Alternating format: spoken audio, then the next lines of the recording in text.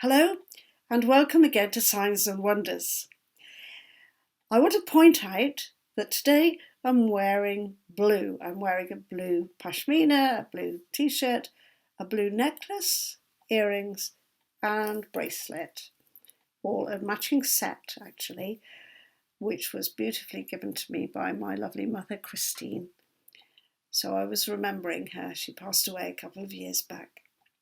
I was remembering her when I put them on this morning. And the reason I've pointed out the colour to you is because I want to continue some chat about the colours that I put up the other day, and in particular perhaps about red, because red came into that conversation when I was talking about Mars, the red planet, and red is quite significant at the moment because the human beings have put some artifacts on the planet Mars that may tell us more about what goes on that planet and whether we might actually send human beings to live there at some stage in the future. I won't divert and tell you what I think about the idea of going to Mars, but you can imagine what it is. So let's come back to red, right? There's an archangel in my pack of cards, the angel script, Haniel, who is very red, and I associate him with Mars, and he's quite a pulsing, kind of energetic, high-powered, high vitality archangel. So I want to talk specifically about red threads. Now, a few years ago, it became a big thing in the press about the Kabbalah Centre in London, which teaches a kind of popularised version of Kabbalah, although the people who run it are pretty knowledgeable and, they know their stuff. But it became popularised because Madonna was involved, and I think she paid a lot of money so they could have a nice big building in London. And people who went there were starting to wear these red threads around their wrists. And it's a very old tradition. The Hindus use this as well as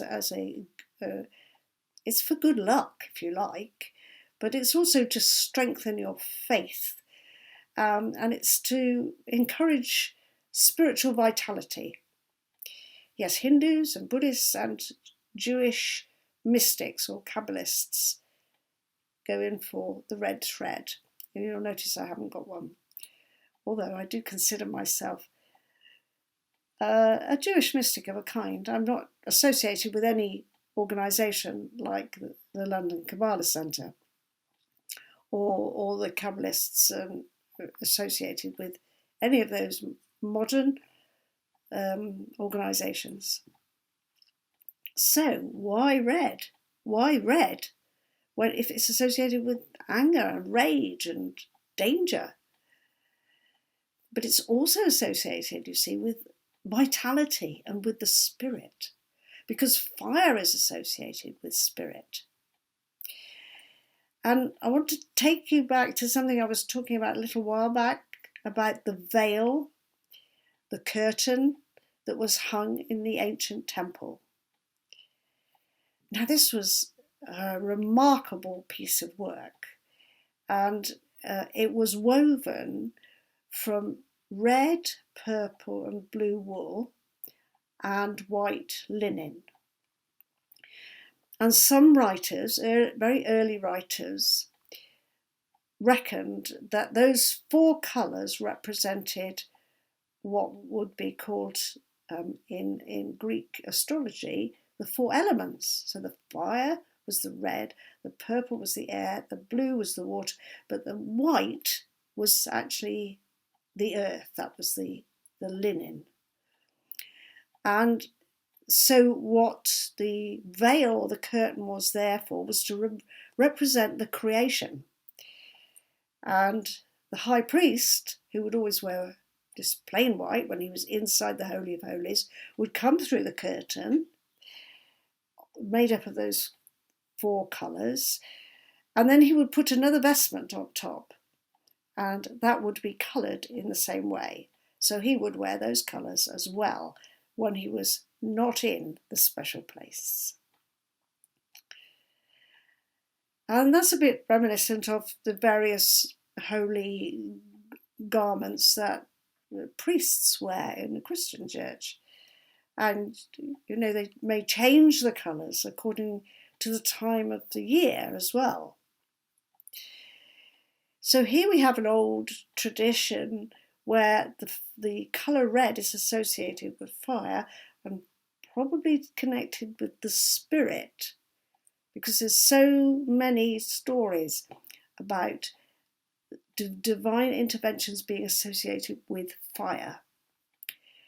And, Moses sees a burning bush, for example, is one of them. Or Isaiah sees the seraphim burning like coals in the temple. So the red represents vitality. In the angel script, the main key word for Haniel is blood. And it's interesting that spirituality, divine intervention, divine fire is both a blessing and a danger. So the red thread that people are wearing is kind of wanting to keep the danger away. On the other hand, it's also asking for the vitality, the strength, the spiritual understanding to be with this person wearing the red thread. And it's such a fascinating story because it goes back into those very, very ancient times concerning the colours that were used in those old temples and why they might wear those colours. And there's many, many layers to this story, which include stories about scarlet women, actually, but that is a slight diversion as well. Bringing my attention and your attention back to the red thread.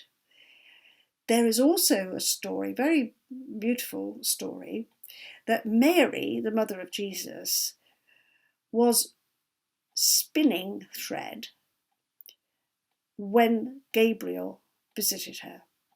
And the reason she was spinning thread was because it was needed for weaving the curtain for the temple. That's the story. So she is actively engaged in making a veil for the temple. And I was pretty amazed when I did research on that veil because it was absolutely vast. It was about 20 metres. Yes, 20 metres by 10. That was what I discovered. And it was made up of 72 strips, which were all separately woven and then put together. And when the Holy of Holies was ransacked, when the Second Temple was destroyed in 70 CE, the Romans took it away. And the story goes that it was later protected in a golden box as a holy relic.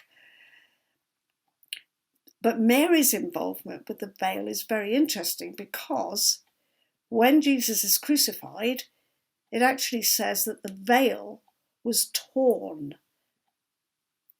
That's the Christian version of the story. The veil in the Holy of Holies was torn at the point when Jesus died.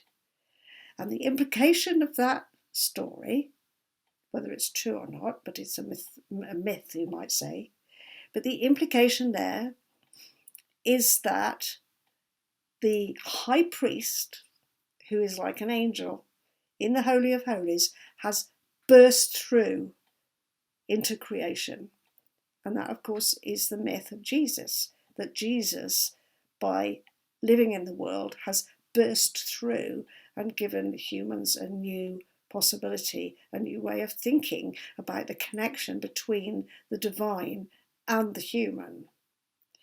And you don't have to be a Christian to consider that this is a very interesting metaphor, that somehow the divine feels separate and it has to reveal itself. It's a revelation, don't forget, an apocalypse, a lifting of the veil, that means, when human beings can understand that they're not just human beings, they have got the divinity within them.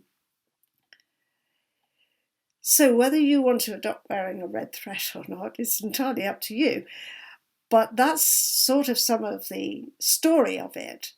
And when I researched the paintings of Mary spinning, I was interested to see that the old icon image, she was spinning a red thread.